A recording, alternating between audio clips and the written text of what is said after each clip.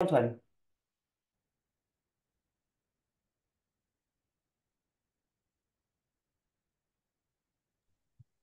Allez, bonjour à toutes et tous et encore mille excuses pour ce petit problème technique lié aux besoins de code.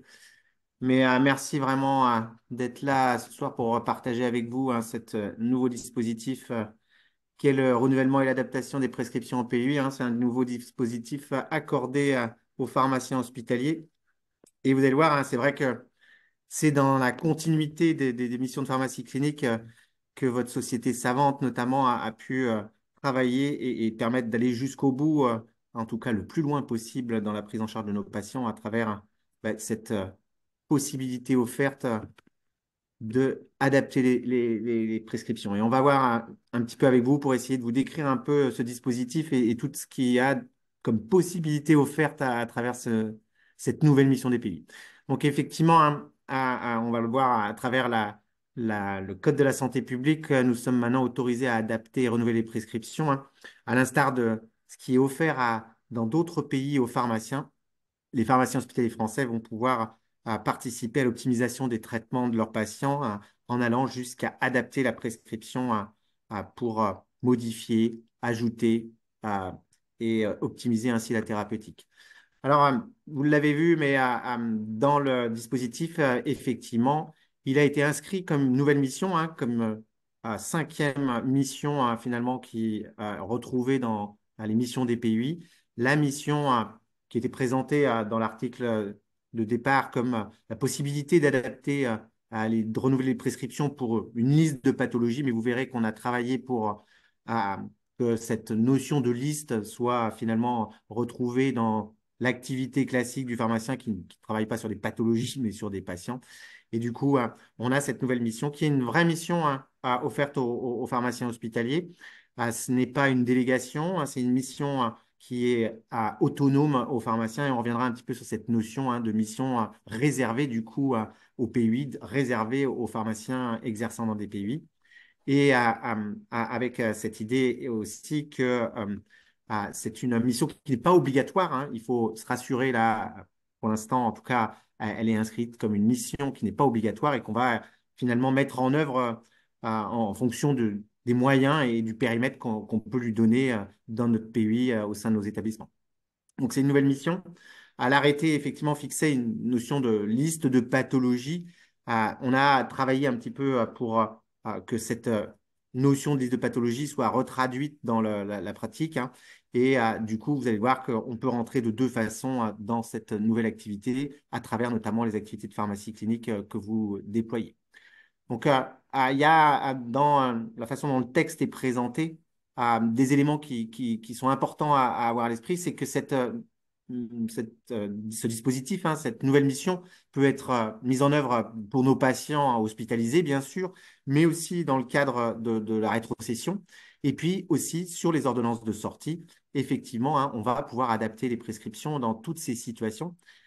Et techniquement parlant, bien sûr, il va falloir que nos logiciels de prescription s'adaptent à cette capacité du pharmacien d'adapter et de renouveler les prescriptions, mais aussi avec l'insertion finalement d'un double RPPS, celui du médecin qui a initié la prescription qu'on va adapter et celui du pharmacien qui va réaliser l'adaptation ou le renouvellement. On va en reparler, mais il y a un protocole spécifique simplifié de coopération qui est proposé dans le cadre de ce dispositif. Attention, ce protocole n'est pas le protocole tel qu'il existe pour les protocoles locaux, notamment qu'on retrouve avec les protocoles de délégation des missions des médecins pour d'autres professionnels de santé. Ce n'est pas le dispositif des protocoles locaux qui est offert aux pharmaciens, c'est vraiment une mission à part entière. Et le protocole qui est proposé, le modèle du protocole est spécifique au dispositif d'adaptation et de la prescription pour les pharmaciens hospitaliers. C'est un protocole spécifique et non celui qu'on retrouve dans les protocoles locaux classiques. On peut le mettre en œuvre au niveau de l'établissement ou du GHT. On le verra, mais effectivement, on n'est pas tout seul, on n'est pas la seule partie prenante dans cette mission. Il va y avoir une discussion au sein de nos établissements avec effectivement le fait que la direction de l'établissement va participer à la décision de mettre en œuvre ce protocole et cette activité et déclarera auprès de l'ARS à la mise en œuvre de ce protocole. Ce n'est pas une validation par l'ARS, ce n'est pas une accréditation par l'ARS, mais c'est une déclaration à l'ARS. Et en l'état, il n'est pas nécessaire de déposer ce protocole sur la plateforme nationale des protocoles locaux, autres dispositifs que notre nouvelle mission. Ce n'est pas demandé dans les textes. Donc, il va y avoir quelque chose de partagé, et il faut vraiment voir cette nouvelle mission comme quelque chose de partagé, comme toutes les missions de pharmacie clinique, de toute manière, que nous mettons en œuvre dans nos établissements. On le verra aussi, il y a une notion un peu, pour l'instant, d'expérimentation à travers ce dispositif, et du coup, le protocole va contenir des éléments d'évaluation de ce protocole, et je reviendrai dessus. En l'état, effectivement, ce protocole existe aussi dans cet objectif d'évaluer le dispositif, de voir un petit peu comment il peut être mis en œuvre.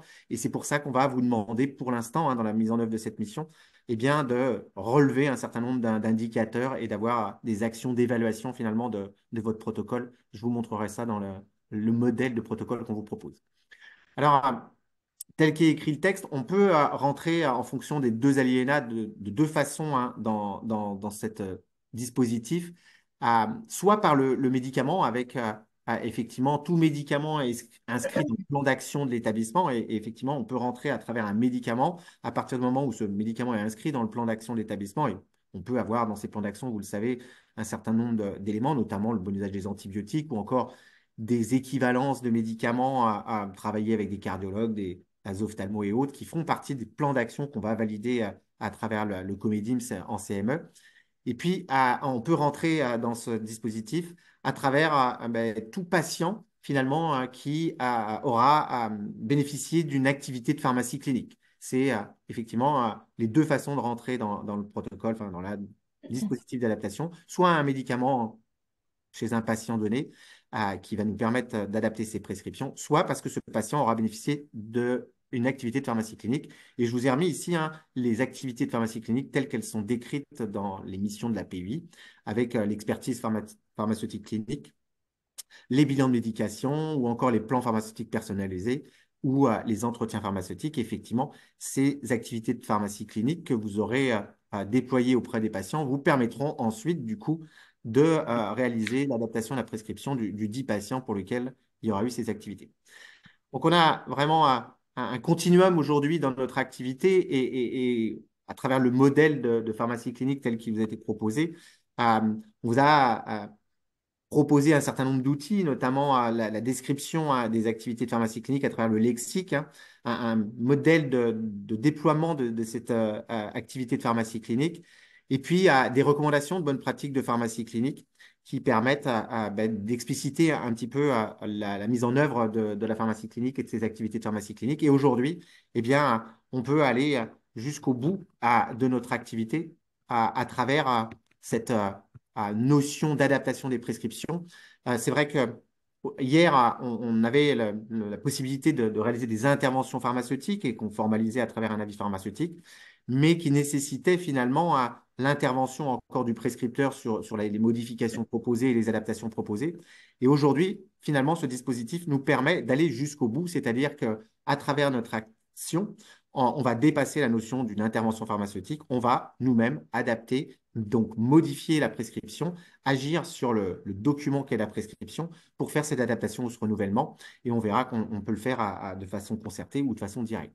Donc, le protocole tel qu'il est proposé à travers ce modèle qui est disponible sur le site du ministère, eh bien, va permettre de décrire assez simplement les actions, les activités que vous voulez déployer à travers ce dispositif dans l'adaptation et le renouvellement. Et il y a une notion, vous allez voir, d'évaluation dans ce protocole qui permettra ensuite aussi de faire des retours sur sa mise en œuvre. Donc, assez simplement, on va définir l'intitulé du protocole, mais c'est celui en rapport avec le texte réglementaire. Vous allez définir le contexte, le périmètre de cette action et vous verrez que vous pouvez à proposer un périmètre d'action différente dans l'adaptation, notamment par rapport à des interventions qui seront différentes par rapport aussi à la qualité des pharmaciens qui vont être impliqués. Et tous les pharmaciens de la PUI pourront avoir un champ d'action, mais peut-être qu'un certain champ d'action sera limité à certains pharmaciens, notamment parce qu'ils ont une expertise auprès d'un parcours patient particulier. Vous voyez que dans le protocole, il va être défini la notion de périmètre pour les différentes interventions que vous allez proposer et adaptations que vous allez proposer.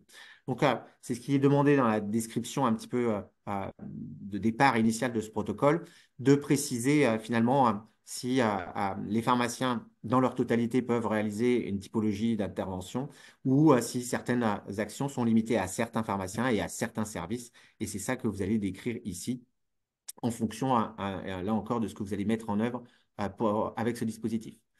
Il y a une notion d'inclusion du patient, hein. Là encore, on est un peu dans cette idée d'expérimentation et du coup d'information aussi du patient. Il faudra avoir des éléments autour de l'information du patient. Cette information, bah, peut se réaliser dans le livret patient, hein, de façon un peu générique pour l'établissement, et donc précisant que le pharmacien peut adapter et renouveler les prescriptions des patients, et on informe de ce champ sur tout l'établissement à travers le livret patient. Et puis pour les actions un peu plus spécialisées dans un service, on peut également imaginer l'information dans le service par l'équipe soignante et puis aussi, bien sûr, par le pharmacien qui va réaliser ses actions de pharmacie clinique, ses activités de pharmacie clinique auprès d'un patient, d'informer le patient sur la possibilité d'avoir une action sur l'adaptation de sa prescription avec l'idée qu'on ne va pas demander son accord au patient, hein, mais par contre, il y a toujours la notion qui peut s'opposer effectivement à ce dispositif lors de l'information qui lui sera donnée. Donc, on va ajouter des éléments de critères d'inclusion, mais dans la plupart des cas, il n'y a pas de critères spécifiques au-delà de ce qui est dans les textes, notamment le fait que c'est tout patient bénéficiant d'un médicament rentrant dans le plan d'action ou tout patient ayant bénéficié d'une activité de pharmacie clinique. Donc, on va élargir cette notion d'inclusion. On a ensuite la définition du protocole qui va être déroulé avec cette notion d'inscription par rapport aux deux entrées et puis la non, euh, en fait, l'accord, en tout cas, la non-opposition pardon, du patient à cette mise en place de cette activité. On va y revenir, mais on a imaginé à travers cette adaptation qu'il pouvait y avoir deux façons finalement de participer à ce dispositif en fonction de l'intervention qu'on va réaliser compte tenu eh bien, du périmètre de l'action, l'expertise que les pharmaciens vont pouvoir avoir sur une action. Donc, encore une fois, il va y avoir la possibilité, par exemple, de switcher d'un sartan à un autre par rapport à ce qui est reconnu comme équivalence dans l'établissement. Et on imagine que tous les pharmaciens, sur tous les patients concernés, pourront effectivement réaliser ce type de switch que d'ailleurs aujourd'hui on effectue, mais pour lequel on n'avait pas le dispositif réglementaire qui nous autorisait à directement modifier la prescription. Et là, on est dans un cadre où effectivement on va sûrement s'accorder à réaliser l'adaptation de façon directe. On a imaginé à travers le sigle RATD qu'un certain nombre d'interventions se feraient directement en modifiant la prescription sur le logiciel par le pharmacien sans délai. En revanche, pour certaines situations, pour certaines interventions où finalement la proposition d'adaptation va aller peut-être plus loin dans l'intervention auprès du patient, eh bien, on a imaginé que là, cet renouvellement, cette adaptation se ferait de façon concertée avec le prescripteur et du coup, on aura un échange avec le prescripteur pour discuter de l'adaptation qu'on propose. Et par contre, de façon différente de ce qu'on faisait avec une intervention pharmaceutique, on pourra, après accord du prescripteur, lorsqu'on se sera mis d'accord sur l'intervention, aller jusqu'à du coup modifier la prescription. Et vous voyez qu'ici, on dépasse l'intervention qui, aujourd'hui, sur le dispositif simple, demandait finalement au prescripteur de modifier sa prescription. Là, dans le cadre du dispositif, on pourra, après concertation, directement modifier la prescription. C'est ça l'idée hein, de ce dispositif. Et vous voyez qu'à travers finalement les différentes situations et effectivement l'évaluation qu'on aura du patient à travers la mise en œuvre de la fameuse expertise pharmaceutique clinique auprès de nos patients, on va aller plus loin que ce qu'on pouvait faire hier. Cette intervention pharmaceutique qui nécessitait encore finalement l'intervention du prescripteur, eh bien, pourra aboutir avec le dispositif à une adaptation par le pharmacien à une adaptation de la prescription qui, on peut revient à prescrire, puisqu'on va prescrire en modifiant cette prescription, avec cette idée de le faire directement, sans concerter le médecin ou après concertation en fonction des situations. Et dans cette adaptation, on le verra, mais on a aussi la possibilité d'ajouter un médicament. Hein. L'adaptation comprend cette notion. Et on peut aussi ajouter la prescription de bilan biologique nécessaire, un INR dans l'analyse d'une ordonnance et qui manque. La prescription d'un examen biologique fait partie de l'adaptation des prescriptions. On avait bien fait valider cette notion d'ajouter et de demander un bilan biologique, un suivi pharmaco ou autre, et que ça faisait bien partie de la notion d'adaptation. Donc, le protocole tel qu'il a été proposé doit être réalisé simplement, il doit concerner tout l'établissement. Hein. L'idée n'est pas de faire un protocole qui identifie un médicament donné pour lequel on va avoir telle action. Hein. C'est une vision large des interventions qu'on va réaliser, des adaptations qu'on va proposer, et qui vont en fait être décrites selon, c'est ce qu'on avait proposé, finalement la classification des IP pour permettre d'identifier le problème lié à la thérapeutique. Hein. Et du coup, pour chacun des problèmes tels qu'on peut les retrouver dans la codification des interventions pharmaceutiques, eh bien, on va proposer une intervention hein, dans le cadre de l'optimisation de la thérapeutique, donc décrire un petit peu l'optimisation qu'on veut réaliser. Donc là, assez simplement, lorsque on n'a pas le médicament dans le livret, ben, l'adaptation, l'optimisation proposée, c'est d'assurer la continuité du traitement du patient et l'intervention va être de proposer d'adapter la prescription avec les médicaments reconnus équivalents hein, dans l'établissement. Vous voyez, des actions relativement simples et le protocole va reprendre assez simplement ces notions générales et pas médicament par médicament. On peut ensuite identifier hein, les documents, les procédures, les protocoles plus élaborés qu'on a mis en place avec un service donné, par exemple. On va les identifier dans la dernière fameuse colonne, hein, mais ils ne seront pas décrits en tant que tels dans le protocole. Il faut rester sur un protocole simple qui permette de couvrir les champs de ce dispositif pour lesquels vous avez souhaité les déployer, mais on ne va pas avoir un protocole de modification de la posologie d'un médicament donné dans une situation donnée, comme ce qu'on peut retrouver pour les IPA, hein, pour lesquels le médecin va déléguer finalement sa prescription à l'IPA, mais dans le cadre d'un protocole précis qui identifie le médicament, la situation et l'adaptation proposée. Ici, ce n'est pas le cas. C'est une mission propre au pharmacien, hein, donc il ne le fait pas en délégation. Et le protocole eh ben, définit le périmètre des interventions que vous allez réaliser et se réfère finalement à des protocoles après plus détaillés que vous pouvez mettre en œuvre au sein de votre établissement. Donc, je vais maintenant laisser la parole à Stéphane, professeur Honoré, pour nous présenter son travail avec Loïc Pacacorce, hein, qui permet d'expliciter un petit peu le dispositif. Stéphane, je te laisse Oui, la parole. merci Antoine. Et alors justement sur cette annexe 2, pour savoir effectivement comment la remplir et comment fournir ce tableau des interventions pharmaceutiques autorisées en RATD, RATC, l'idée donc c'était de vous montrer un modèle. Donc on a fait à l'Omédie de PACA-Corse avec un comité technique régional deux modèles avec une note explicative du périmètre et alors, un concernant l'alinéa 1, donc c'est-à-dire toutes les actions de renouvellement et adaptation qui font suite à une action de pharmacie clinique mentionnée dans le décret PUI, et un modèle pour l'alinéa 2, c'est-à-dire qui ne font pas forcément référence qui ne nécessitent pas en prérequis une action de pharmacie clinique, mais qui nécessitent par contre l'inscription des médicaments en question dans le programme d'action de bon usage de l'établissement au niveau de la CME, avec là par contre une description claire de ce qui est attendu en matière d'action sur ces médicaments-là. Alors vous retrouverez sur le site de l'Omédie de PACA-Corse ces deux notes explicatives qui ont été publiées l'année dernière. Je vous invite à les lire parce qu'il y a vraiment une FAQ. On répond à toutes les questions et il y a une proposition d'annexe 2. Alors par exemple, euh, tu peux me passer la diapositive, Antoine, s'il te plaît? Alors, par exemple, pour l'annexe 2, en lien avec l'alinéa 1, eh bien, on a travaillé sur, en fait, trois profils.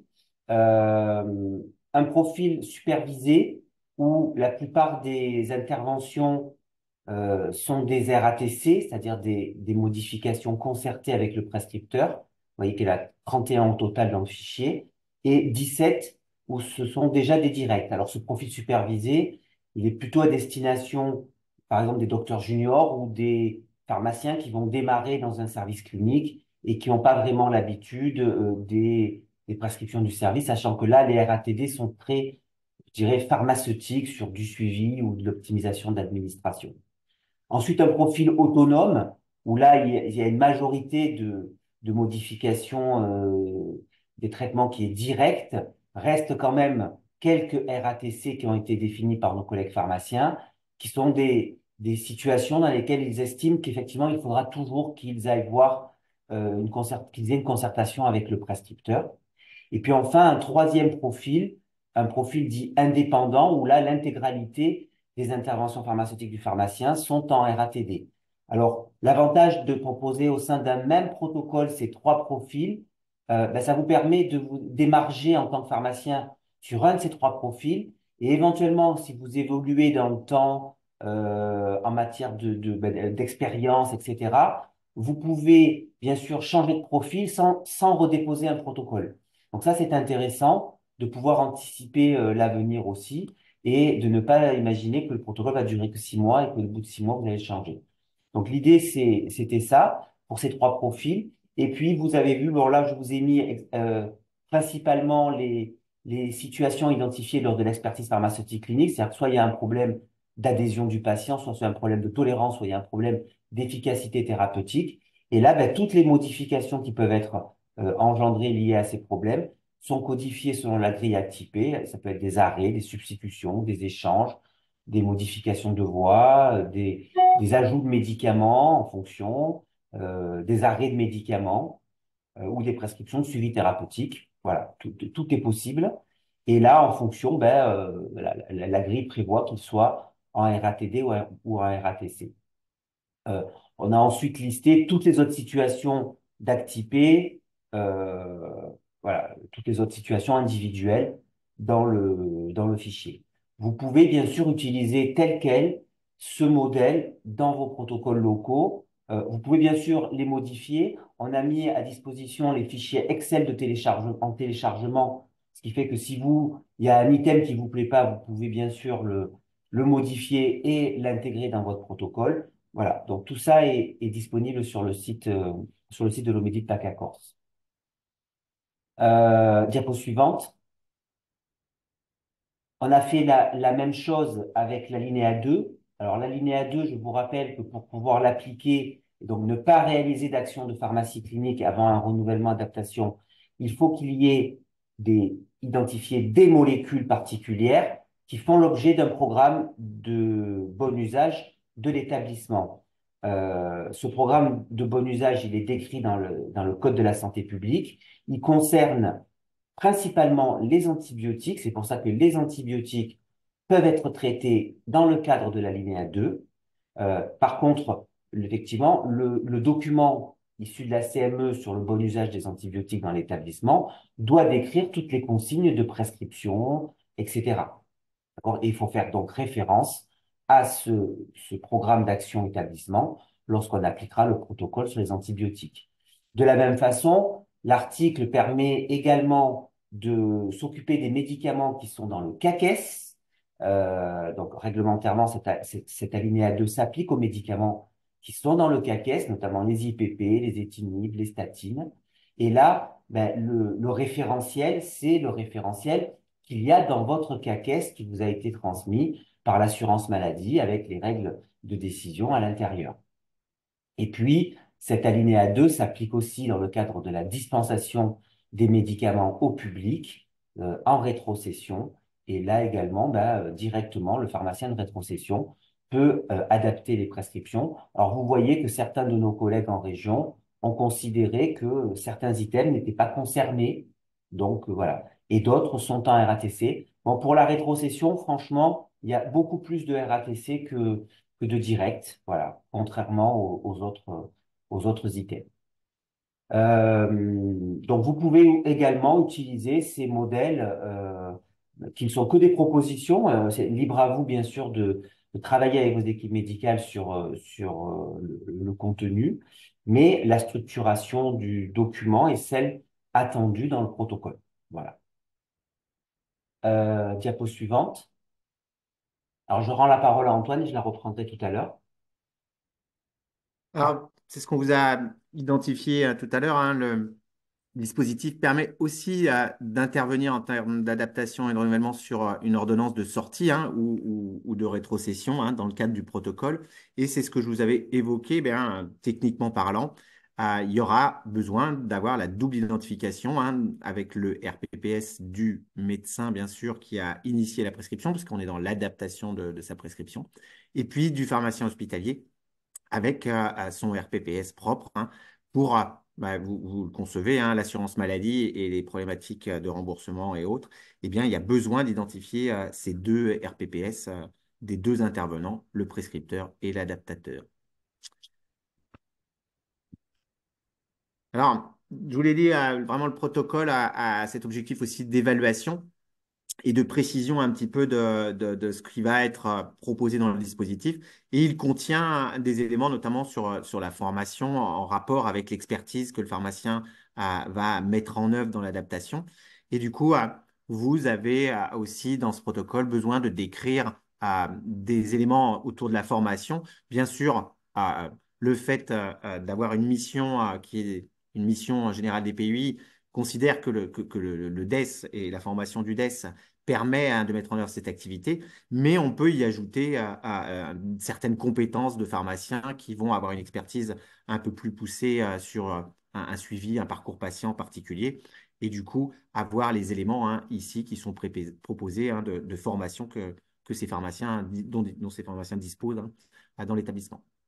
Il y a également des éléments autour de la traçabilité, et c'est relativement important, hein, vous le concevez, qu'il y ait la trace, notamment la trace, par exemple, de l'activité de pharmacie clinique qui a été mise en œuvre chez un patient donné.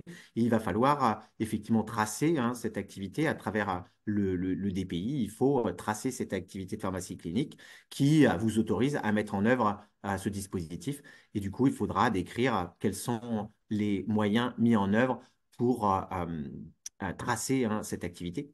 Ne serait-ce qu'aussi à travers la notion du protocole et de cette grille du protocole, il y a un esprit partagé. Il faudra décrire comment vous partagez ce protocole, comment la notion de concertation aussi est tracée. Et là encore, il faudra, à travers le DPI, tracer cette concertation et la décision qui a été définie en accord entre le médecin et vous pour l'adaptation qui est proposée.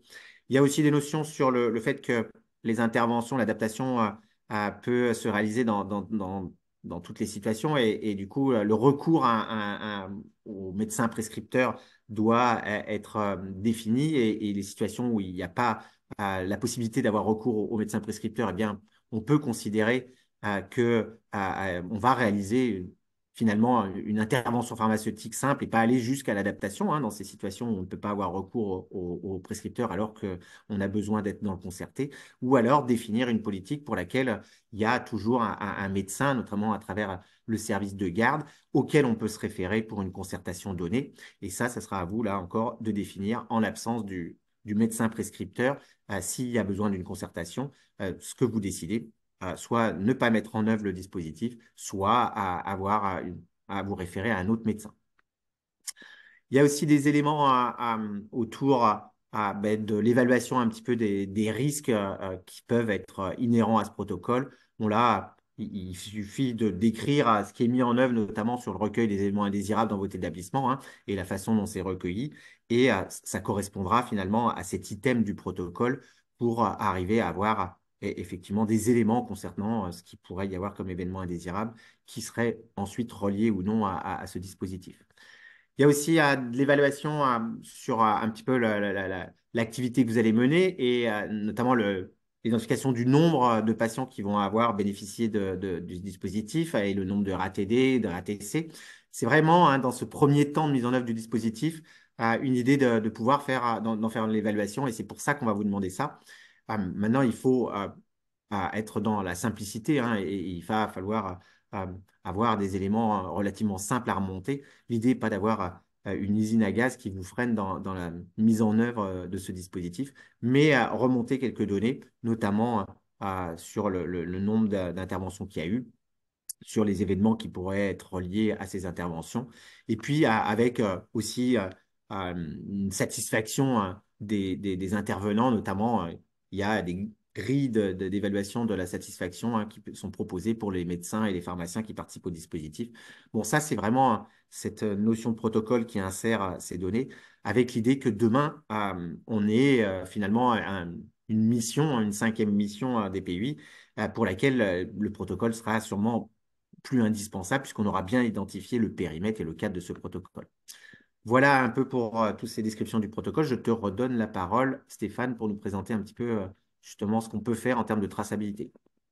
Merci Antoine. Alors justement, comme vous l'avez compris, il y a un prérequis réglementaire à l'exercice de la mission renouvellement et adaptation des prescriptions qui est généré par l'arrêté du 21 février. C'est-à-dire que l'alinéa 1 impose finalement un prérequis d'action de pharmacie clinique pour réaliser ces renouvellements et adaptation de prescriptions dans le cadre de l'alinéa 1.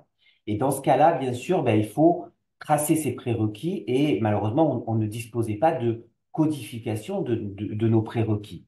Donc, l'Omedit-PAC Accords et la SFPC, nous avons travaillé ensemble avec un comité technique de pharmaciens régionaux pour proposer une grille de codification qui a une vocation nationale. Donc, elle est effectivement Omedit-PAC Accords, mais elle a une vocation nationale. Et vous la retrouverez sur le lien suivant sur le site de l'Omédit. Elle a été mise à jour au mois de novembre 2023, enfin début décembre. Euh, et c'est une codification qui est proposée pour être conforme à la nomenclature des actes médicaux. D'accord? Donc, diapo suivante. Euh, les activités d'analyse d'ordonnance classiques hein, et d'analyse pharmaceutique d'ordonnance ou d'intervention pharmaceutique ne sont pas codées dans cette grille de codification puisque tous les patients bénéficiant d'un médicament sont susceptibles d'avoir eu une analyse pharmaceutique de l'ordonnance et une intervention pharmaceutique éventuellement. Et donc, ce n'est pas une activité clinique codable dans le dossier du patient puisque le fait d'avoir le médicament veut dire que vous avez validé cette ordonnance. Donc, c'est pas nécessaire de coder l'analyse pharmaceutique ni les IP que vous faites. Par contre, ce sont des activités, j'en profite ici, qui sont des activités de la pharmacie, bien sûr, et qui sont valorisables dans le cadre de l'unité d'œuvre de pharmacie. Et donc là, vous pouvez bien sûr utiliser les extractions de vos logiciels, de vos LAP et de vos LAD, pour produire les indicateurs numéro 15 et numéro 16 qui vous permettront de valoriser votre activité au niveau de l'analyse pharmaceutique des ordonnances. Diapo suivante.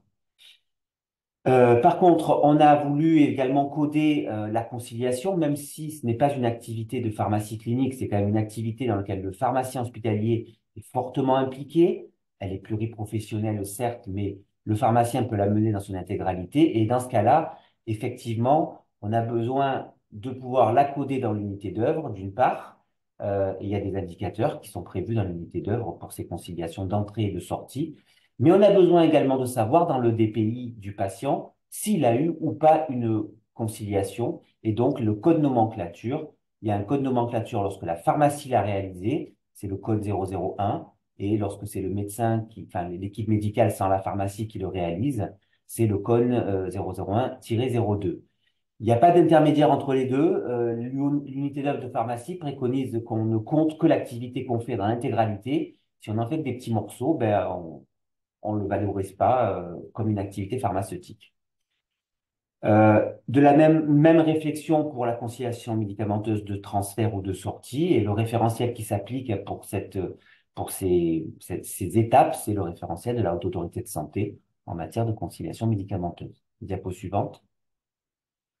En ce qui concerne les actes de pharmacie clinique du décret PUI, là, le référentiel qui s'applique, bien sûr, le seul existant pour l'instant, c'est les bonnes pratiques de pharmacie clinique de la SFPC. Et donc là, il y a deux codes pour les bilans de médication. Le premier, c'est lorsqu'on fait un bilan de médication sans conciliation. Alors, c'est pas forcément la bonne pratique, mais pour autant, Il y a un certain nombre de pharmaciens qui le font. Et je vous rappelle que dans un bilan de médication, comme c'est une activité de pharmacie clinique, il y a forcément un entretien avec le patient. Donc, il y a un entretien de recueil de données. Il y a une expertise pharmaceutique clinique qui va vous conduire à rédiger un avis pharmaceutique, qui est un document qui va dans le DMP. Et il y a un entretien pharmaceutique de restitution de votre avis au patient. Donc ça vous fait valoriser trois indicateurs, deux fois le 19 et une fois le 21, pour une pondération de l'unité d'œuvre à 373,5. Il y a également un autre code qui est le PBIL 002, qui est lorsque vous réalisez ce même bilan de médication à la suite d'une conciliation des traitements médicamenteux, comme par contre là les bonnes pratiques le demandent. Alors la conciliation, contrairement à ce qu'il y avait écrit dans le modèle, ne peut pas être intégrée au bilan parce que ben, ce n'est pas une activité de pharmacie clinique et ça nous a été vraiment reproché par la Haute Autorité de Santé. Donc la conciliation, c'est une activité qui est un prérequis pour faire un bilan par contre. Et donc là, vous avez un code PBIL2 qui identifie clairement les bilans de médication qui font suite à une conciliation des traitements. Donc vous codifiez la conciliation plus le PBIL2. Et là, bien sûr, comme il y a déjà eu un entretien patient et des valorisations dans la conciliation, il n'y a que deux indicateurs qui sont codés, le 21 et le 19, pour une pondération à 198,6. Diapo suivante. La même chose pour les plans pharmaceutiques personnalisés, qui sont des actes aussi, qui sont des actes de suivi qui font suite à un bilan de médication et ou de conciliation plus bilan de médication. Et donc là, il y a des plans pharmaceutiques personnalisés qui sont dits initiaux. Le premier, dans lequel il y aura une définition de ce plan avec le patient en plus, avec une valorisation donc également à 373,5. Et puis, des plans pharmaceutiques de suivi qui suivent le premier où là, il y a forcément un entretien et un avis pharmaceutique, un compte-rendu qui est rédigé. Et donc là, on valorise avec l'indicateur 19 et l'indicateur 21 de l'unité d'œuvre. Il y a des activités complémentaires. Alors, quand elles sont en Y, ça veut dire que c'est une activité complémentaire à un acte.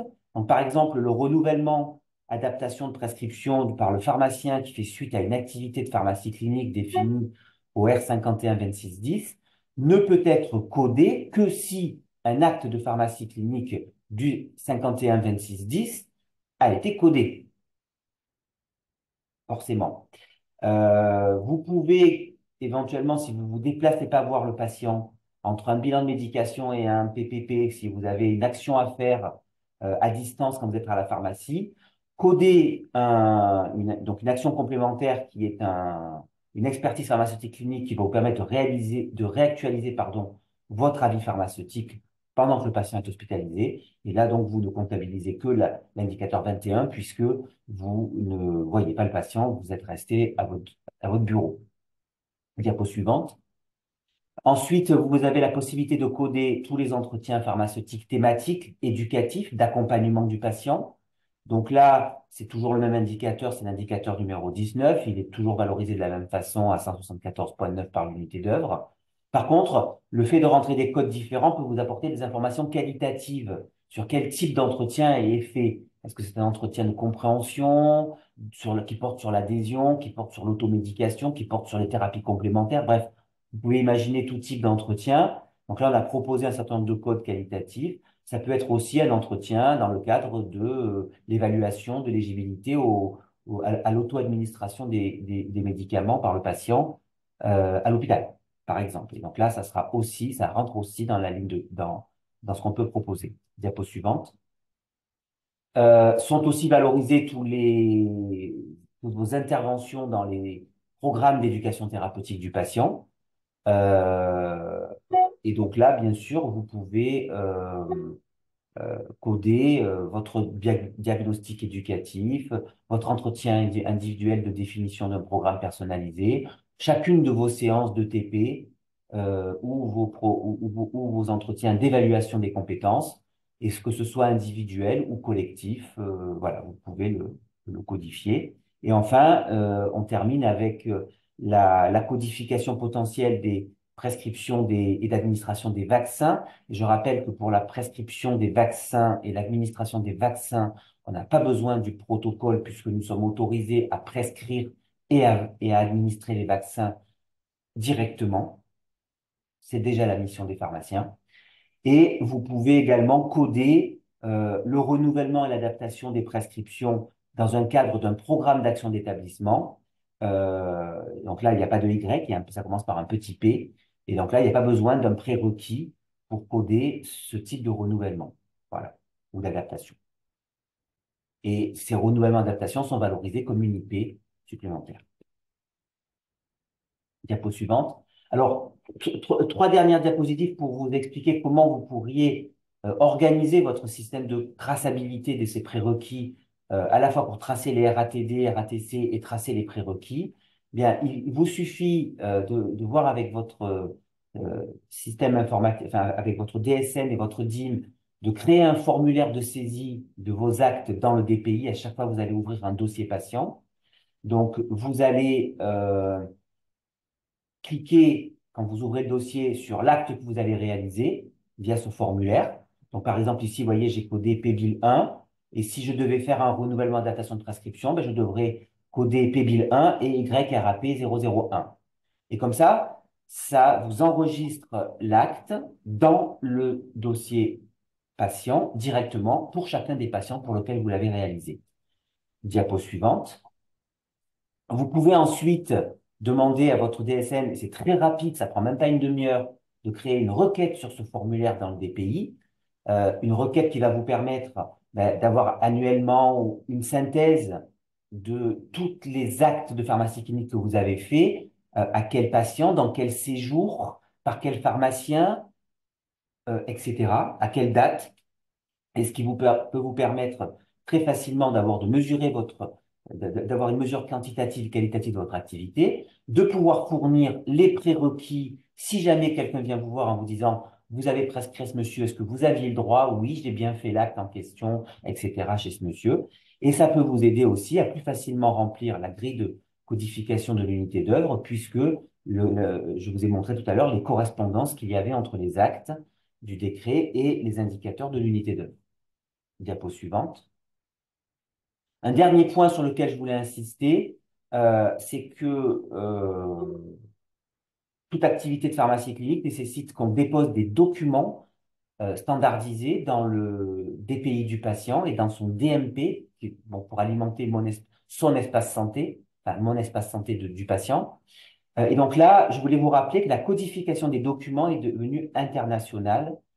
Chaque type de document pharmaceutique aujourd'hui en France a un codage LOINC particulier qui permet un adressage dans tous les systèmes d'information DPI, DMP, et qu'il y a une terminologie de référence qu'il faut qu'on s'approprie, notamment le formulaire de conciliation, c'est le formulaire de l'HAS quand on est en sortie d'hospitalisation, mais également le bilan médicamenteux, qui n'est pas le bilan de médication, qui est la liste exhaustive des médicaments à prendre par le patient à un temps T, donc c'est horodaté, bien sûr. Ensuite, vous avez le compte-rendu de consultation pharmaceutique qui est donc mentionné comme tel dans le DMP du patient. Donc, c'est de cette façon-là qu'il doit être dans vos choix de dépôt de documents dans votre DPI. Et dans ce compte-rendu de consultation, vous devez mettre votre avis pharmaceutique, qui est le compte-rendu de votre consultation, que vous avez réalisé dans le cadre d'un bilan de médication, d'un PPP, ou que vous avez mis à jour dans le cadre d'une expertise pharmaceutique clinique. Vous avez également un document de type compte-rendu d'entretien pharmaceutique. Donc là, ce sont tous les entretiens thématiques, éducatifs et ou d'accompagnement du patient. Il n'y a pas dans ces entretiens de révision thérapeutique qui sont proposés puisque c'est l'objectif de la consultation et pas de l'entretien. Et donc là, vous allez rentrer tous les verbatims d'échange avec le patient, les problèmes du patient par rapport à ses médicaments, etc. Et puis un dernier code LOINC qui peut vous intéresser également, c'est la planification thérapeutique dans lequel vous pouvez déposer pour le patient son plan de prise. Et je crois que, diapo suivant, voilà, je crois que c'est terminé. Donc voilà, l'important dans ce renouvellement d'adaptation de prescription, c'est bien sûr de faire les actions, mais c'est surtout de se préoccuper juridiquement des prérequis, c'est très important. Tracer les prérequis, c'est ce qui va vous protéger réglementairement de cette activité de prescription du pharmacien. On est à votre écoute pour... Merci Stéphane. Eh bien, on va vous proposer d'échanger hein, dans la mesure du possible et du coup de poser des questions ou à nous demander des précisions sur ce dispositif. Donc, Alors, n'hésitez pas à prendre la parole ou à écrire dans le chat. Je vais essayer de regarder le chat, hein.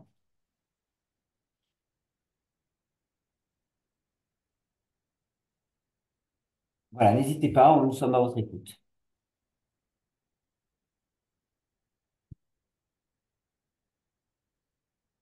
pas d'interrogation à ce stade? Alors, Fabrice Lagrange, moi j'en ai une. Oui. Bon, on n'a pas de souci particulier, donc on a déjà, ça fait des années qu'on faisait de l'adaptation en fait sans contexte légal.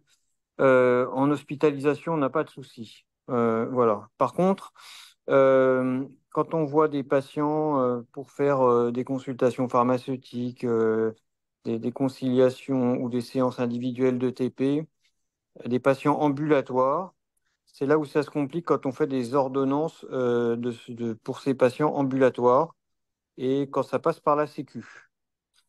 Donc là, c'est vrai que on a eu pas mal de soucis euh, parce qu'ils ne connaissaient pas très bien ce nouveau texte de loi. Voilà. Alors, est-ce que vous pouvez confirmer absolument que la biologie, un examen de biologie pour un suivi, va être fait sur une ordonnance indépendante de l'ordonnance qu'on renouvelle, sur laquelle on fait le RATC, RATD, et que ça va passer au niveau de la Sécu?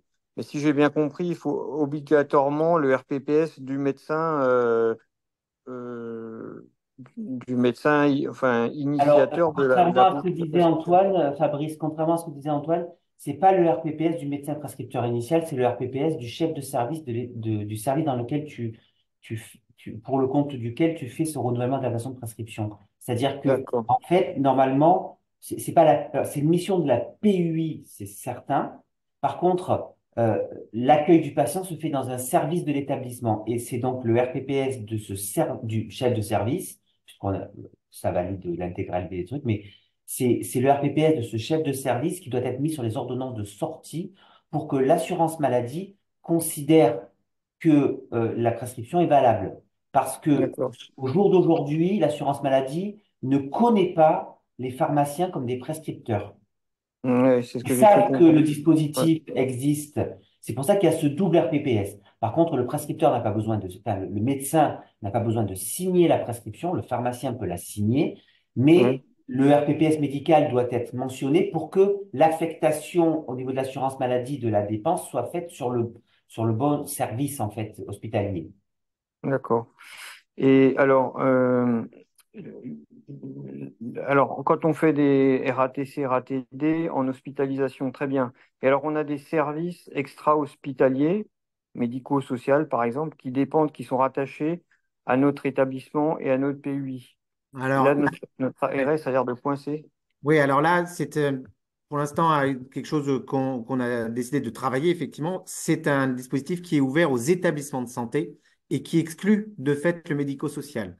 C'est un problème aujourd'hui parce qu'on imagine bien que ce dispositif serait très intéressant dans le médico-social, mais aujourd'hui, il faut qu'on fasse évoluer le texte. On a discuté avec l'ordre et la conseil central pour faire évoluer le texte et qu'on puisse le déployer sur le médico-social. Mais aujourd'hui, le médico-social effectivement est exclu, puisque est inscrit le texte parle d'établissement de santé. Et voilà. Donc, effectivement, on ne peut pas faire le médico-social. Alors, si ce médico-social se retrouve dans un établissement de santé, du coup, là, doit pouvoir être sur la réglementation de l'établissement de santé. Mais s'il est pas relié à un établissement de santé, effectivement, la loi ne l'autorise pas. Par D'accord. contre, il faut bien sûr que ce soit un établissement dans lequel les prescripteurs ne sont pas des libéraux. Parce que, effectivement, Non, voilà, si les prescripteurs initiaux sont des libéraux, ben, ils ne peuvent pas signer une délégation de prescription au pharmacien, enfin, signer une délégation. Pas une délégation. L'établissement, l'EHPAD, par exemple, qui utiliserait des prescriptions médicales de médecins ambulatoires, ne peut pas obliger les libéraux à valider la prescription par le pharmacien de l'établissement, ou même de la pays d'accord. compétente. Voilà. D'accord. OK. Et pour les requêtes, là, j'ai vu le document là où on enregistre donc la codification et qu'on peut requêter. Ouais. Vous avez quoi, vous, à Marseille? C'est quoi? C'est Axigate que vous avez? C'est quoi comme Nous, logiciel? on a Axigate, mais là, ce que je vous ai montré, c'était celui de mon épouse sur Cariatide, en psychiatrie. Mais tous peuvent permettre ça. Mais voilà, c'est juste simplement une requête Excel classique, hein, donc ça prend une demi-heure à construire pour un technicien du DIM. Hein. D'accord, merci beaucoup. Nous Bon, aussi, on a juste quand même. une question sur Et les moi, autres dans la médicaments. région PACA, dans le CAC, j'ai inséré toute cette codification, etc., dans le CAQES. Là, ils sont tous en train de s'y mettre et petit à petit, tous ont réussi à faire des formulaires, enfin, tous sont en train de réussir à faire des formulaires. Voilà, j'ai beaucoup de discussions avec les DIM des établissements parce que je leur impose un peu cette codification au niveau du CAQES. Et finalement, au bout de 5 minutes, ils ont fini par comprendre et ils font, voilà, et où ils vont faire. Il y a une question sur les autres médicaments qui pourraient être dans le protocole d'action de l'établissement. En fait, on peut inscrire n'importe quel médicament dans le protocole d'action de l'établissement, hein, effectivement. Et notamment, ce qu'on a souvent, c'est des listes de switch possibles entre certaines classes de médicaments. Et effectivement, on le fait rentrer dans le protocole d'action et on peut intervenir comme ça sur ces médicaments. En revanche, là, pour ce qui est de la substitution, attention, la substitution, c'est déjà accordé, hein, et du coup, ça ne rentre pas dans le cadre de l'adaptation, hein, d'une prescription, hein. Alors, oui, ça c'est tout à fait important. Et dans les FAQ que je vous ai proposés pour ces renouvellements d'adaptation des prescriptions, je rappelle bien que, en fait, la substitution d'un médicament par un autre au livret thérapeutique, pour quelque raison que ce soit, parce qu'il soit au livret, parce qu'il y a une toxicité, etc., les substitutions sont déjà autorisées dans l'acte de dispensation. On n'a pas besoin d'un protocole. Alors, ils sont autorisés en concerté, c'est-à-dire qu'il faut l'accord du prescripteur ou que ça soit automatisé au niveau de la CME. Mais c'est déjà autorisé aux pharmaciens à la substitution. On n'a pas besoin de créer un protocole juste pour faire ça. Par contre, si vous faites un protocole pour faire un peu plus, ben, insérer les substitutions à un RATD, par contre, ça vous évitera de demander l'accord à chaque prescripteur. Mais voilà, il faut faire attention, il y a des choses qui sont déjà autorisées qu'on ne fait pas. Euh, donc, c'est pas la peine d'aller faire un protocole que pour faire des choses autorisées par ailleurs, quoi. Une question qui me paraît importante, Stéphane, là, c'est pour vous, le protocole doit être fait à l'échelle d'un établissement et non d'un service de soins et donc prendre en compte toutes les particularités de chaque service. Tu veux répondre ou tu veux... Alors, c'est un peu comme vous voulez, les trois modalités sont possibles. Si vous voulez travailler qu'avec un seul service, vous pouvez le faire. Si vous voulez travailler au niveau établissement, vous pouvez le faire. Si vous voulez travailler au niveau GHT, vous pouvez le faire. Euh, L'idée, c'est que comme c'est un protocole standard, ce sont les droits des pharmaciens. Je pense que c'est applicable de toute façon pour tous les patients de tous les établissements, etc. C'est standard, c'est commun. Je pense que vous pourriez tous avoir le même protocole, c'est-à-dire avoir tous les droits, en fait. Si vous prenez ce que je vous ai présenté tout à l'heure en alinéa 1, les trois profils, à la fin, un profil indépendant, c'est que le pharmacien a tous les droits. À la terme, quand ça passera dans le droit commun, sauf exception, on aura tous les droits d'adaptation. Donc, euh, c'est pas spécifique à un service ou à quelque chose. C'est le droit du pharmacien à faire. C'est le cadre du protocole, ça définit réglementairement ce qu'il a le droit de faire. Ne vous enfermez pas vous-même en vous limitant. Après, vous n'êtes pas obligé de tout faire. C'est pas parce que vous avez le droit de faire que vous devez faire. Avoir le droit ne veut pas dire que je dois. Donc, ne vous limitez pas et ne vous enfermez pas volontairement plus que ce qu'éventuellement on vous a proposé, quoi. Il faut distinguer vraiment ce qui va être le protocole légal des activités d'adaptation de ce que vous allez vous entendre dans un service donné avec le service. Il est bien évident que on travaille toujours en concertation et que cette adaptation, elle va se faire avec l'accord d'un service quand on va aller très loin dans une adaptation.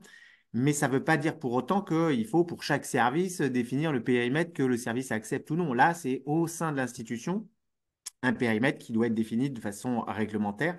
Et après, on a et on peut travailler même des protocoles entre la PUI et un service donné sur ce qu'on veut effectivement formaliser en termes d'adaptation des prescriptions. Mais ce ne sera pas dans le protocole détaillé. On pourra y faire référence, par contre, dans le protocole comme... C'est le directeur d'établissement et le président de la CME, enfin, c'est la CME et la direction qui valident le protocole, c'est pas le service. Par contre, le service accepte d'y participer ou pas. Pour reparler des protocoles, nous, on a vraiment l'impression que les IPA peuvent avoir un protocole complètement flou qui leur permette de faire n'importe quoi, alors que nous, on est vraiment très, très, très encadrés. Oui, Parce mais que oui, les IPA, quand même, elles ont d'abord, En dans délégation. leur... Elles elles sont en sont, délégation déjà, elles les sont en délégation et donc il faut décrire dans le protocole tout ce qu'elles doivent prendre comme décision médicale, alors que nous, on ne nous demande pas. Et c'est un Euh, médecin donné c'est qui la, autorise. Il c'est faut la le nom de différence. chaque médecin. Et en Oui, plus, mais les dans IPA n'ont les... pas le même champ d'ouverture, c'est-à-dire que nous, c'est tous Oui, les mais médicaments, toutes pathologies. dans les faits, ils décrivent jamais précisément. Ah oui. Ça reste Ben, très le flou. jour où Ils il y aura disent, un, bah, le jour où au il y mieux, aura un ça va être, souci, vous avez le droit d'agir sur, par exemple, une classe de pharmaco, point. Mais au pire, c'est ben, tous les médicaments de la spécialité, hop. Et puis bon, bah, ben, nous, c'est pareil, il suffit de mettre du RATD partout dans le protocole et c'est pareil, hein. d'accord. Voir, c'est toutes les classes et toutes les pathologies. Mais les IPA travaillent en délégation quand même. Et ça, c'est impératif dans Alors, voilà, nous la différence, c'est que c'est une mission de la PUI, c'est un protocole qui est inscrit dans le 5126-1 du Code de la santé publique, le L. Et donc, c'est une mission que nous avons. Elle se fait dans le cadre d'un protocole pour définir qu'est-ce qu'on entend par adaptation, parce qu'on ne l'a pas défini par un arrêté. Mais le jour où on définit que l'adaptation, c'est toutes les IP du pharmacien, alors ça s'écrit en une phrase, ça passe dans le droit commun. Là, la question, c'est qu'on a voulu savoir si tous les pharmaciens se sentaient capables de faire des RATD partout. Mais si tous les protocoles en France demain mettent du RATD partout et de l'indépendant niveau 3, ben, très rapidement, je vais vous dire, on arrête les protocoles et on dit adaptation sans limite. Voilà. Donc, en vérité, faire des croix que dans RATD, c'est pas plus compliqué que d'écrire une phrase, hein. Euh, oui, un copier-coller du tableau, vous le mettez dans le protocole et puis voilà, hein.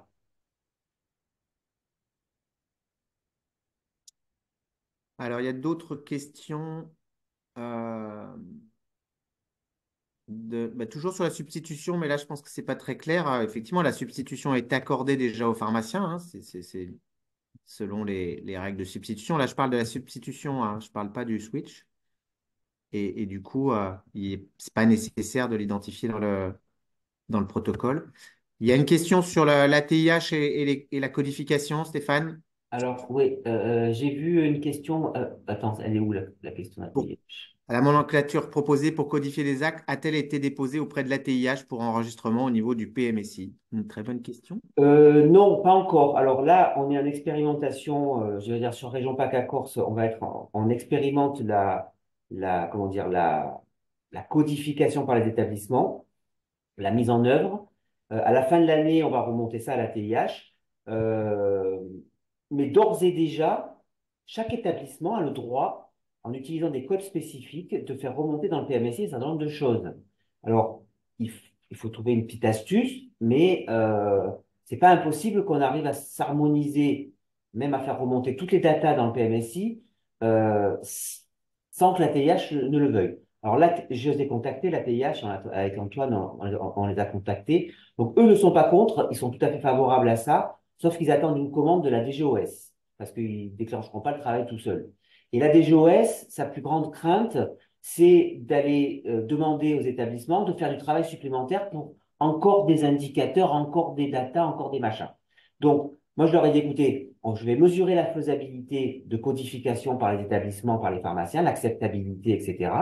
Donc, en vérité, c'est que si on s'y met tous, si on est tous volontaires sur le territoire pour le faire, à la fin de l'année, on remonte que tant d'établissements ont utilisé la codification, on veut la nationaliser. Là, la DGOS, elle dira peut-être, OK, si c'est déjà fait dans plein d'endroits, on va pouvoir le nationaliser. Mais leur crainte, c'est d'imposer un nouveau truc, alors que voilà, la première chose que vont faire les DIM, c'est, ah non, il y a encore des codes, ça fait du boulot, ça nous rajoute des trucs, etc. Alors, travaillons localement. Moi, je vois que avec un indicateur CAQES, ben, finalement, ça passe bien. Les gens l'acceptent, les DIM l'acceptent. Donc, on va faire ça dans tous les établissements de la région. Faites-le vous aussi dans le reste de la France, là où vous pouvez le pousser. Et quand tout le monde fera la même chose, à un moment donné, ben oui, on fera remonter à la TIH. Et on le fera monter surtout dans le PMSI. Et donc, on pourra tracer dans le système national français les actions qu'ont eues tous les patients et faire des vraies mesures d'impact. Il y a une main levée. Pour parler, il faut réactiver votre micro. Il y a une question sur les médicaments exclus intéressante. Est-ce qu'il y a des médicaments exclus ou Alors, est-ce la qu'en seule chose qui est exclue, en vérité, c'est la primo-prescription. Parce que ça, on n'en a pas beaucoup parlé, mais c'est mentionné, c'est bien mentionné dans la FAQ. La primo-prescription, c'est la première fois à l'issue d'un diagnostic où on prescrit un médicament. C'est-à-dire que la primo-prescription, c'est l'association d'un diagnostic médical avec la première prescription d'un médicament associé à ce diagnostic. Ça nous est exclu. On ne peut pas faire de primo-prescription. C'est la seule chose qui est exclue de cette capacité qu'a le pharmacien de prescrire. Par contre, primo-prescription, ça ne veut pas dire ne pas pouvoir prescrire un nouveau médicament dans une pathologie déjà diagnostiquée. Ça veut dire qu'un ajout, un arrêt de médicament, toutes les IP que l'on fait et que l'on peut proposer sont possibles dans ce cadre de cette adaptation.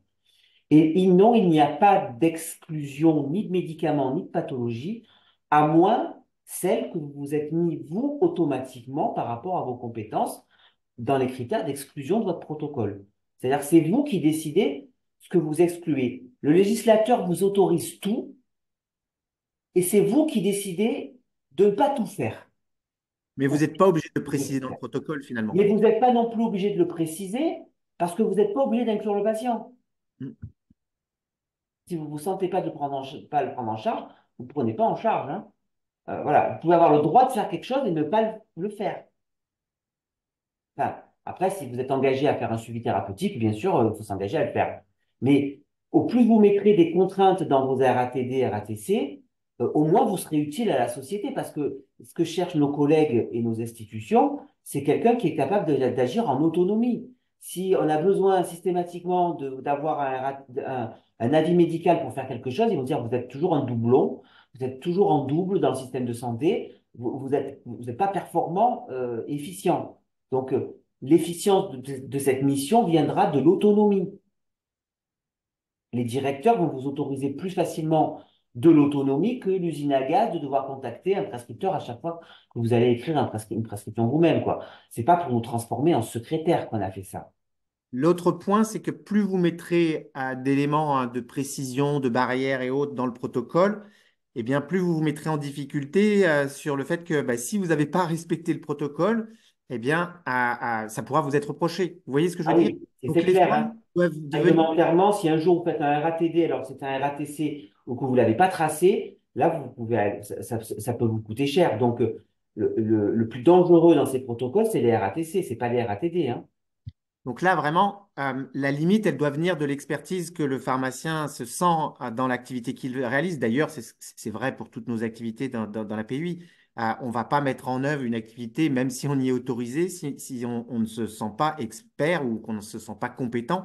Et donc, c'est ça qu'il faut plutôt traduire. C'est que, et puis, ça peut être différent d'un pharmacien à l'autre. Il peut y avoir effectivement des adaptations, encore une fois, qui vont être réalisées par certains pharmaciens et pas d'autres.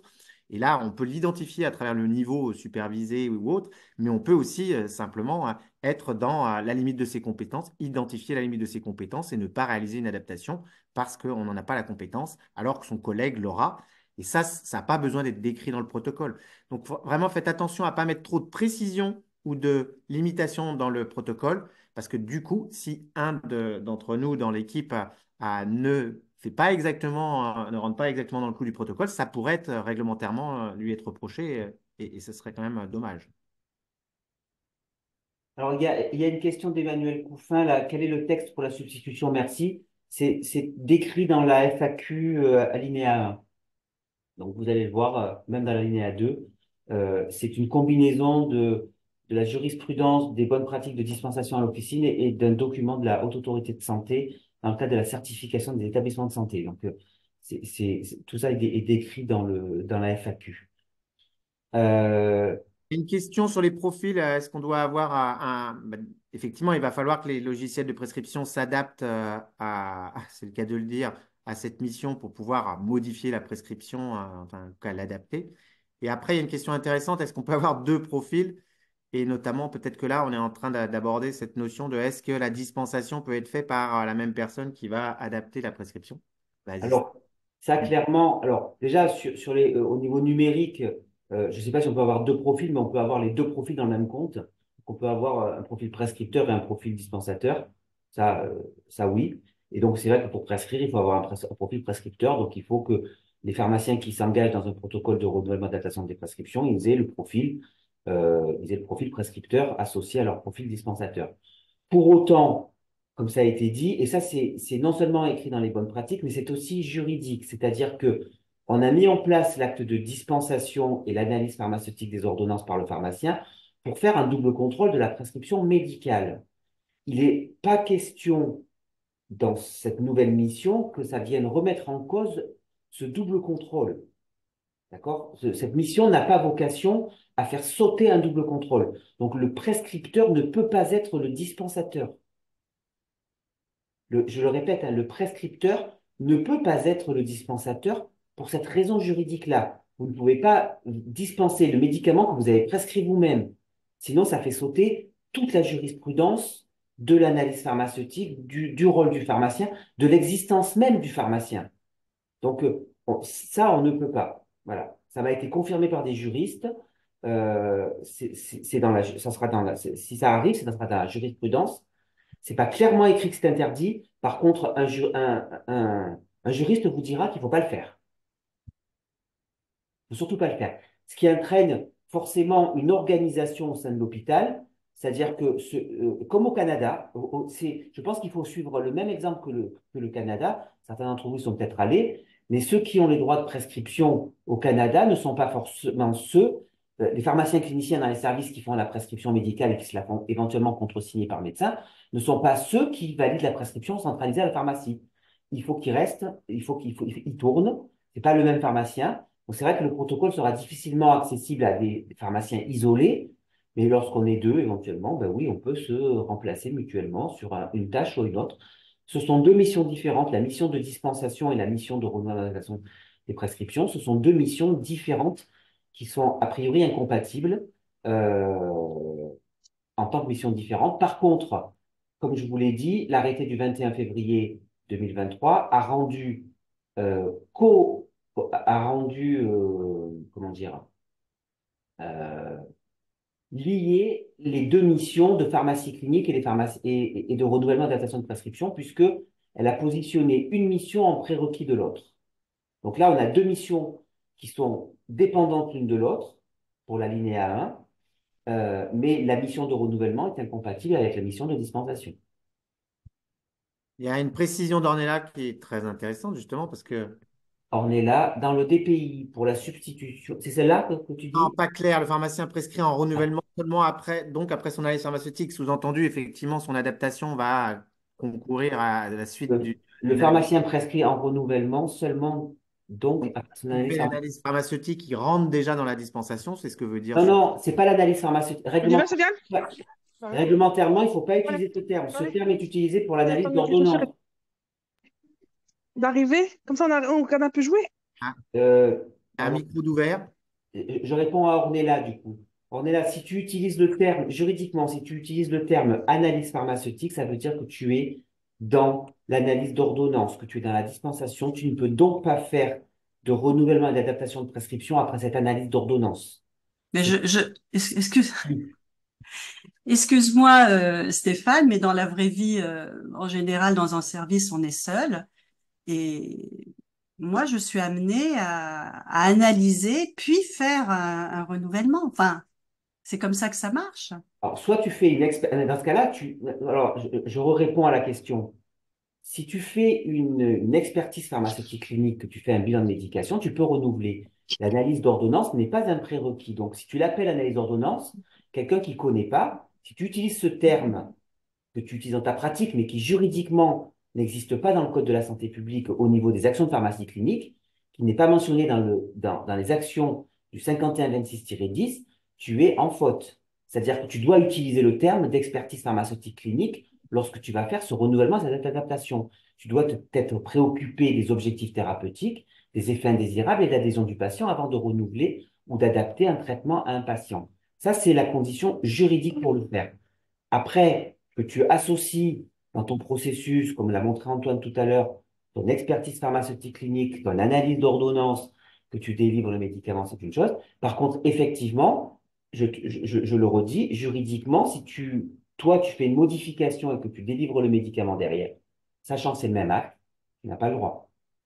Le pharmacien, le rôle de clinicien est indépendant de celui de dispensateur. C'est comme ça. Donc, juridiquement, c'est très difficile d'aller à l'encontre de ça. Même si nos pratiques aujourd'hui, je suis d'accord avec toi, sont pas tout à fait en phase avec ça. Si tu demandes une analyse juridique par un juriste de ces textes, il te dira que tu ne peux pas être le prescripteur et le dispensateur en même temps. C'est un de tes collègues qui doit être le Ça va dispensateur aussi dépendre de de l'adaptation. ta On prescription. est là, hein. Si on est sur un switch qui est acté Voilà. par Par contre, dans l'alinéa 2, oui, dans l'alinéa 2, on est là. Si tu fais une modification à un RATD par rapport à l'alinéa 2, qui ne nécessite pas de prérequis, mais qui concerne un médicament qu'il y a dans le programme d'action de l'établissement en matière de bon usage, et que tu fais cette modification, là, tu as le droit d'être à la fois le prescripteur et le dispensateur, parce que tu es dans l'alinéa 2 et parce que tu es avec quelque chose qui est écrit dans le contrat par la CME. Donc, si c'est écrit et que c'est modélisé, tu as le droit. Si c'est à ton libre arbitre que tu décides de renouveler, adapter, tu n'as pas le droit d'être le prescripteur et le dispensateur. Voilà. C'est essentiellement ça, la différence. Donc, ce que tu dis est vrai pour l'alinéa 2, tu as le droit. Pour l'alinéa 1, tu n'as pas le droit parce que tu n'as pas, ton établissement qui t'a donné ce droit ne t'a pas dit comment faire. Donc, dans l'alinéa 1, il ne te dit pas comment faire, donc c'est toi qui décides, donc tu es obligé de faire ton activité pharmacie clinique. Dans l'alinéa 2, il te dit comment faire, il te donne un protocole détaillé, un algorithme décisionnel, et là, il t'autorise à le faire, effectivement, directement en tant que dispensateur. C'est vraiment, les deux alinéas ont des impacts juridiques différents. Et selon le dispositif que tu utilises, ben, tu vas te retrouver en difficulté ou pas.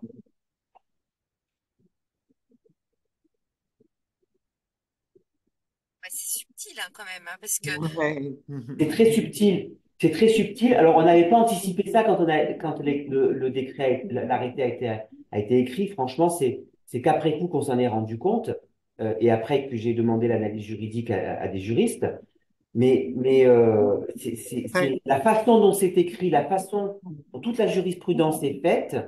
Eh ben oui, on peut pas avec un nouveau dispositif mettre à mal d'autres jurisprudences. Donc en fait, ce qui est interdit aux médecins est interdit aux pharmaciens. Si on interdit aux médecins de dispenser un médicament, ben on interdit aux pharmaciens de faire les deux aussi, quoi. Je veux dire, ça oui, oui, oui. voilà, on Mais peut en pas fait, dire le pharmacien lui est tellement fort qu'il a le droit de prescrire, de dispenser, puis le médecin lui, il aurait pas le droit de dispenser, de gérer le médicament. Non, on a séparé la dispensation de la prescription. On l'a séparé tout le temps, sauf dans des cas particuliers, on l'a autorisé, mais c'est protocolisé, c'est des délégations, il y a des algorithmes décisionnels qui sont définis, etc. Donc ça, c'est l'alinéa 2, et c'est pour des médicaments particuliers, etc. Dans l'alinéa 1, il n'y a pas d'arbre décisionnel, le pharmacien va exercer son art comme il le pense, et donc là, il est obligé de ne pas être le dispensateur des médicaments qui l'adaptent, enfin des prescriptions qui l'adaptent. De toute manière, il faut rester dans l'intelligence et ça va aussi dépendre de l'intervention, hein. Bon, quand on prescrit et qu'on administre un vaccin, il n'y a pas de dispensateur et on est les deux. Donc bon, voilà, moi je sais pas quel est Il y a des cas, mm, voilà, il y a des cas où c'est autorisé, comme la prescription des vaccins et l'administration. Là, la loi dit que ça peut être fait d'emblée comme ça, en direct. Bon, ben, dans moi je ce pense que cas-là, c'est autorisé. il faut Voilà. évaluer il faut évaluer un peu le risque inhérent à l'adaptation qu'on est en train de réaliser et du coup le besoin d'avoir un double contrôle en fait. C'est aussi ça ouais. l'adaptation. Voilà. Et sûrement que c'est là que se situe le curseur entre la réglementation, le linéa 1 et 2. C'est surtout ça, hein.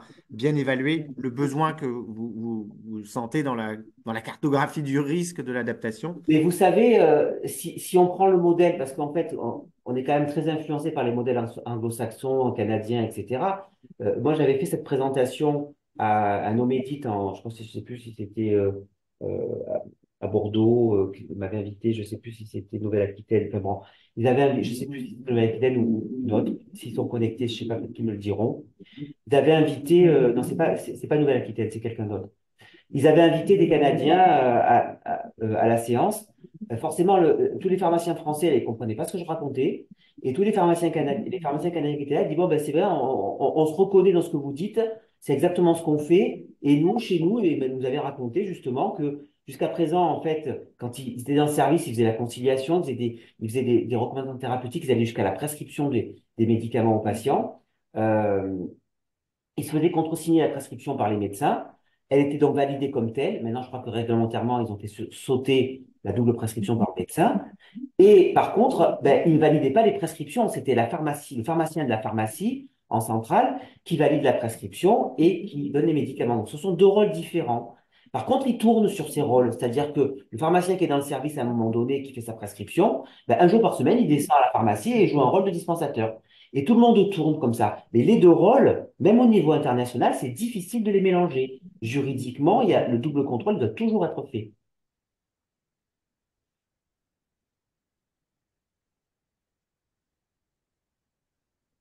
Ok. Il y avait d'autres questions. J'avais vu qu'il y avait une question sur la codification, la consulte pluripro, effectivement, hein. On revient un petit peu à ce que Stéphane a dit. Alors, Faut dans la identifier la place codification, de plus chaque. de la consultation pluriprofessionnelle, par définition, on ne peut pas la coder en consultation pharmaceutique. Si ça n'exclut pas que, par exemple, dans un HDJ où on va te demander effectivement, dans un HDJ pour lequel tu vas participer pour revaloriser le GHS à temps plein, enfin le GHS plein, euh, tu dois faire un compte rendu, une synthèse pluriprofessionnelle. Pour autant, ça n'interdit pas que chacun des professionnels fasse son compte rendu et le dépose au patient et dans le dossier et codifie son propre acte. D'accord? Qu'il ait nécessité d'avoir une synthèse pluriprofessionnelle, c'est une chose. Pour autant, le pharmacien peut coder sa propre activité. En pratique, si je puis me permettre, quand on le fait pour simplifier, il n'y a qu'un seul compte-rendu. Chacun insère ce qu'il a dit et la signature finale, c'est le médecin qui la donne pour un HDJ intermédiaire ou voilà ou pluriprofessionnel. Oui, ça, c'est sans compter avec la mission de renouvellement d'adaptation de la prescription où le pharmacien pourra le faire. Donc ça, c'est aussi parce que les textes sont parus avant et le truc après, mais du coup, bien sûr que la synthèse médicale de l'HDJ, c'est le médecin qui doit la signer à la fin, ce qui n'exclut pas que tu traces tes activités dans ton DPI, toi, même si tu décides de ne pas le transférer dans mon espace santé du patient, et que de toute façon, tu déposes quand même ta partie en cohérence avec la partie pluridisciplinaire, bien sûr, parce que sinon, s'il y a des incohérences, là, ça va être catastrophique. Je comprends, Stéphane, mais on pourrait faire plus simple. Par exemple, on pourrait considérer que dès lors que l'on a un compte-rendu pluridisciplinaire, automatiquement, ça vienne renseigner et pour le pharmacien et pour le médecin, etc., quoi. Tu vois ce que je veux dire? Et ne pas saisir plusieurs fois la même chose. Alors, on n'est pas, alors, le document, je suis d'accord avec toi. Si effectivement ton acte se traduit non pas par un compte-rendu pharmaceutique, mais par un compte-rendu pluridisciplinaire, dans ce cas-là, tu codes quand même l'acte, Tu te l'appropries, on est là. Faut se mais le compte-rendu pluridisciplinaire, il est en lien avec cet acte. Voilà. Parce que tu ne pourras pas coder. Dans un dossier patient, quand tu vas requêter, il faut que tu aies un lien entre le code que tu as fait, que tu as mis, et le document qui a été mis. Donc, c'est facile de dire que tous mes PPP ou biens de médication sont associés à un avis pharmaceutique, donc un compte-rendu de consultation. Euh, Si tu rajoutes le fait qu'il doit être et ou un compte-rendu pluridisciplinaire, ben, c'est très bien, hein. Ça marchera comme ça marchera. Il y a une question sur transformer une prescription de ville du coup pour la Fidaxo pour une prescription hospitalière et du coup là c'est pas l'objectif du dispositif hein, que d'avoir l'adaptation de la prescription d'un médecin de ville pour que du coup, ça Non, là, non. Il faut que ça soit pris en charge à l'hôpital quand même. Ça fait partie en des choses. devienne Ouais. enfin, ça en fait plus pas une prescription hospitalière pour autant, hein. Nous, on adapte la prescription, hein. Le terme est quand même assez important à ce stade. C'est une adaptation de la prescription. Donc, il y a une prescription initiale et cette prescription initiale, c'est pas celle d'un médecin de ville et qui va du coup faire transformer cette prescription d'ambulatoire Alors, en si hospitalière. ça peut être la prescription, enfin, Oui, rentre dans le dispositif. Par exemple, si vous faites une conciliation, un bilan de médication, vous avez analysé la pertinence, donc vous proposez une révision thérapeutique, vous pouvez effectivement renouveler le traitement pris en ville à l'hôpital, mais parce que vous avez fait une analyse de pertinence, pas parce que vous avez fait la conciliation. C'est-à-dire que la décision de renouveler le traitement, vous l'avez prise non pas parce que le patient l'avait avant, mais parce que vous êtes certain qu'il doit l'avoir. Donc c'est pour ça que la conciliation n'est pas un prérequis pour décider de renouveler ou d'adapter ou de prescrire. C'est le fait de faire le bilan de médication, enfin, l'expertise pharmaceutique clinique, le raisonnement clinique qui vous donne la possibilité de décider si vous renouvelez ou si vous adaptez un traitement. C'est pas le fait d'avoir concilié. Mais là, dans l'exemple pris, si j'ai bien compris, pour la fidaxomicine, c'est un médicament qui est rétrocédable.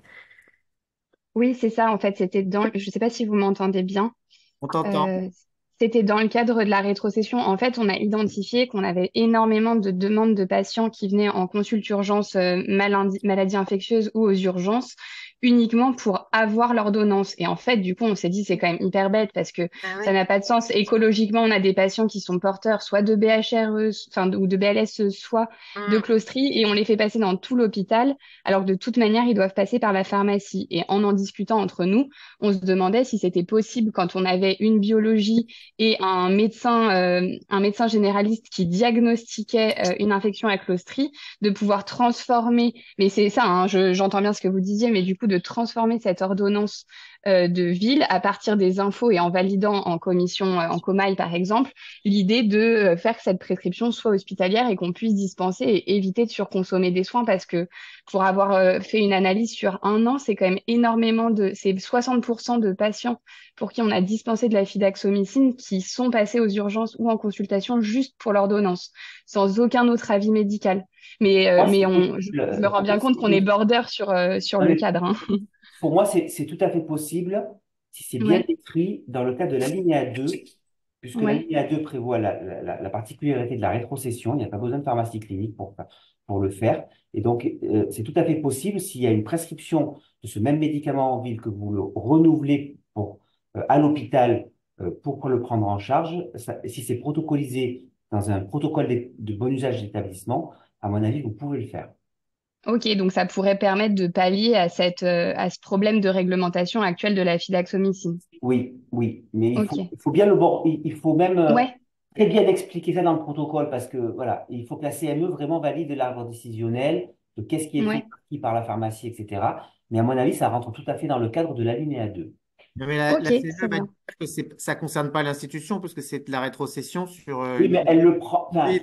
elle prend la responsabilité parce qu'elle prend le patient à un moment donné en charge parce que la PUI de l'établissement, c'est la PUI de l'établissement. Enfin, c'est un patient qui vient dans l'établissement. Donc, plutôt que de passer Ouais. ailleurs, effectivement, il passe à la pharmacie.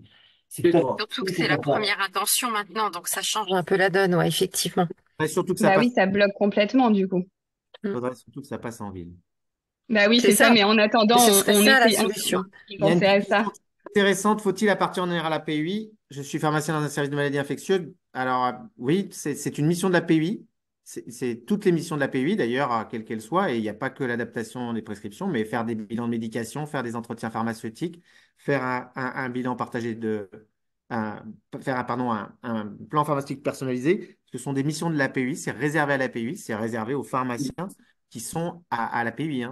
Attention, ça c'est un truc très dangereux. Je ne sais pas qui vous êtes, mais si vous êtes pharmacien hospitalier qui n'est pas rattaché administrativement, vous pouvez être dans le service, hein, il n'y a pas de souci, mais vous devez être rattaché administrativement à la PUI. Faut être dans l'organigramme de la PUI. Parce que être pharmacien dans un service clinique sous autorité médicale, déjà c'est compliqué, mais vous êtes un exercice illégal, hein. Donc ça, il faut bien l'entendre. Si vous arrive quelque chose et que vous émargez pas à la PUI, que vous faites des missions pharmaceutiques, c'est grave, hein. Comme on ne peut pas faire l'analyse pharmaceutique de l'ordonnance d'un service. C'est très grave, hein. Oui, mais n'a-t-on pas le droit de renouveler une ordonnance qui n'a jamais été dispensée au moins une fois? Peut-on répondre à la question? Oui, mais Oui, là, on serait dans l'adaptation plus que dans le renouvellement, en fait. on a le droit de renouveler une ordonnance qui n'a jamais été dispensée. Oui, en fait, la question, c'est qu'on a le droit. Oui, si elle a déjà été prescrite et que le patient n'a pas le droit, il faut l'expliquer dans le protocole. L'avantage du protocole, c'est que ce que vous allez écrire, ça fera foi. Donc, vous l'écrivez et s'il passe, s'il est validé par l'ARS, vous êtes couvert. C'est ça un peu l'idée du protocole, c'est que c'est quelque chose qui vous couvre dans ce que vous écrivez. Donc, il faut l'écrire et on verra bien si les tutelles, enfin, si les juristes de l'ARS l'acceptent ou pas.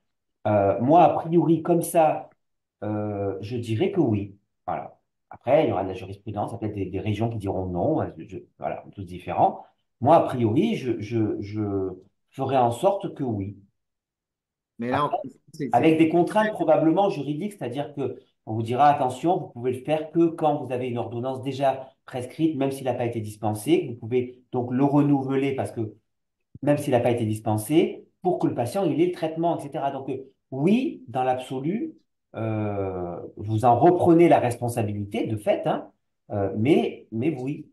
Alors, c'est très clair, hein, la question sur les internes. Il n'y a que les docteurs juniors qui peuvent accéder à ce dispositif. Il n'y a que les docteurs juniors. Les autres internes ne sont pas autorisés à faire l'adaptation. Donc, effectivement, nos internes de garde qui ne sont pas docteurs juniors ne peuvent pas mettre en œuvre l'adaptation et le renouvellement des prescriptions. Tout à fait. C'est une mission au stade docteur c'est une mission qui n'est accessible qu'au stade de docteur junior. Et là, encore, soyez vigilants. Docteurs juniors sont jeunes, donc s'ils doivent le faire, proposez-leur plutôt des trucs simples et surtout du concerté pour démarrer. Après, quand effectivement ils montent en grade, ils deviennent assistants, etc., En c'est en autonomie, hein, dans les une docteurs juniors. autonomie, mais faites-les démarrer avec le profil supervisé parce que sinon vous allez effectivement risquer pas mal de choses. On est bon. On va peut-être du coup clore en vous remerciant vivement pour votre participation. Et du coup, bah, de toute manière, on aura encore des temps, et la SFPC vous proposera encore des temps pour échanger sur ce dispositif. Il y aura des ateliers, notamment un atelier où on verra un peu la particularité de ce qu'on peut faire en infection, mais sur l'adaptation qui s'est proposée à Toulouse, au Congrès de Toulouse, où on espère vous voir nombreux. Et du coup, suivez-nous, on vous proposera encore des webinaires pour échanger autour de ce dispositif comme autour d'autres activités de pharmacie clinique. Voilà, je vous remercie toutes et tous pour le temps partagé et à très bientôt à Toulouse. Merci encore. Merci à tous. Oui, À bientôt. bonne soirée, au revoir. Au Bonne revoir. soirée, au revoir. Au revoir, merci. Merci Claudine. Ciao Claudine, merci.